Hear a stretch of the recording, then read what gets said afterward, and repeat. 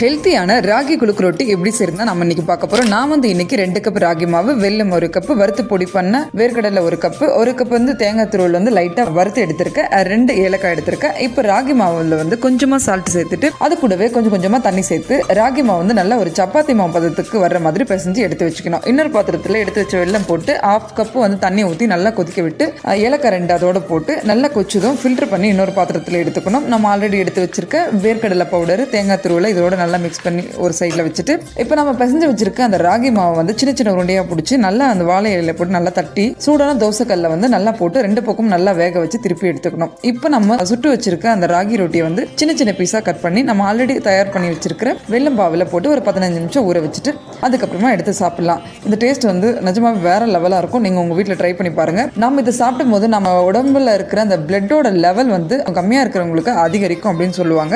நீங்கள் உங்கள் வீட்டில் ட்ரை பண்ணி பார்த்துட்டு டேஸ்ட்